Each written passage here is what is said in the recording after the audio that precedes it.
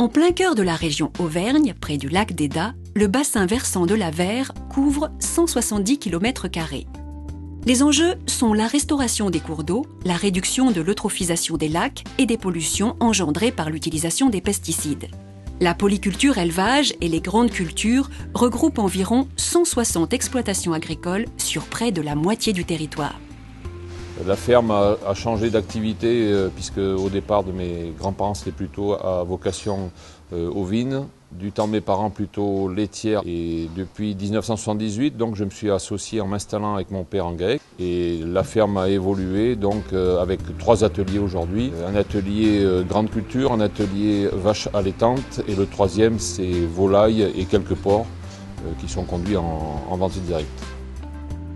De 78 à 89, j'étais un agriculteur normal avec des contrats du genre Limagrin, sucrerie de Bourdon. Et en 89, j'ai donc décidé sur une première parcelle de la travailler en agriculture biologique. Je pense que le fait d'être en polyculture élevage, c'est un très bon compromis dans la mesure où les animaux pâturent les parcelles, bien sûr restituent le fumier est composté sur la ferme et la seule source d'ailleurs de fertilisant de la ferme est le fumier composté de nos bovins.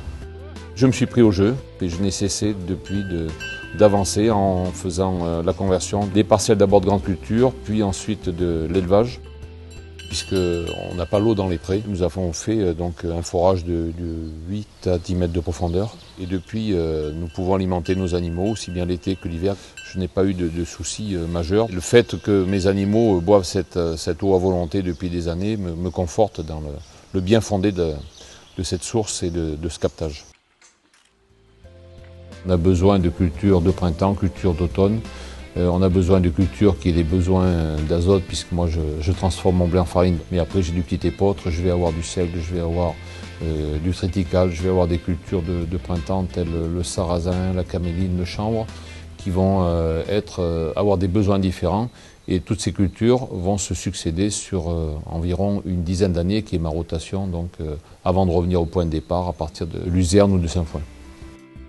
Je pense que la vente directe représente sans doute plus de 50% sur la ferme.